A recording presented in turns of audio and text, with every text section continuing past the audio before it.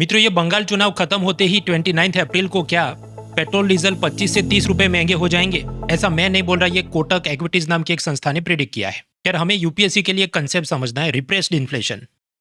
ये ऐसा टॉपिक है आज का नहीं, सेकंड वर्ल्ड वॉर का है कि युद्ध के दौरान हर सरकार दुकानदारों पे, कंपनियों पे दबाव डालती है कि अभी भाव मत बढ़ाओ, प्राइस कंट्रोल, रेशनिंग, ये सब होता है। और जैसे युद्ध खत्म होता है तो सरकार वो नियंत्रण हटा देती है। तो दुकानदार अब ये सोचता है कि युद्ध में मेरा जो नुकसान हुआ तो अभी मैं डबल जोर से भाव बढ़ाऊंगा अपना सारा लॉस रिकवर करने के लिए।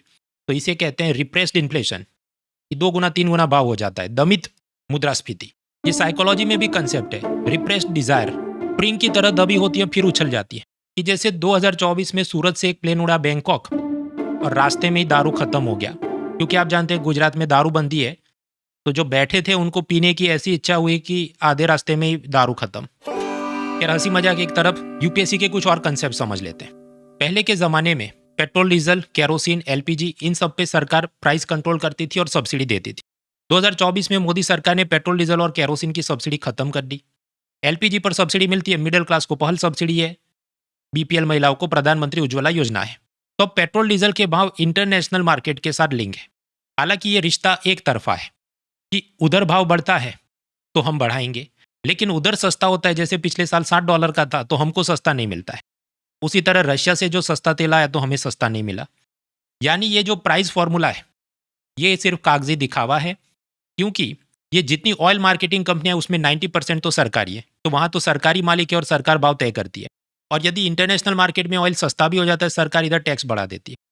अब गेम समझो, 56 रुपये का डीजल है, 15 रुपये उस पर केंद्र सरकार की एक्साइज ड्यूटी यानी उत्पाद शुल्क, और 12 रुपये राज्य सरकार का वैल्यू एडेड टैक्स वैट लगता है। उस पर ये डीलर का कमीशन चढ़ेगा, तो 90 रुपये प्रति लीटर आपको मिलता है।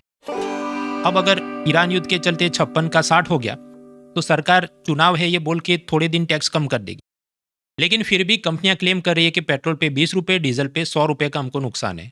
तो यानी मार्केट को अपने हिसाब से खेलने दिया जाए तो डीजल जो अभी 90 रुपये का है और उस पर 100 रुपये का लॉस कवर करना है, तो 190 रुपीज़ का हो जाएगा क्या डीजल?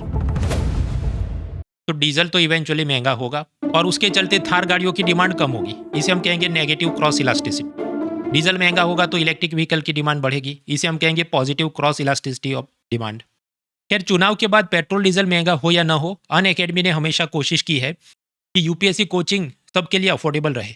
तो 1 साल का सब्सक्रिप्शन केवल 16,999 में अवेलेबल है using the discount code moral.org। लेकिन ये 16,999 की ऑफर जल्दी खत्म होने वाली है, तो देर ना करें और जल्द ही जुड़े। इसके अलावा 29 तारीख बुधवार को इकोनॉमी के मेरे पूरे साल के करंट अफेयर्स की फ्री लेक्चर सीरीज विन 26, उसका नेक्स्ट लेक्चर रात 9 बजे अनअकैडमी प्लेटफॉर्म पे होगा।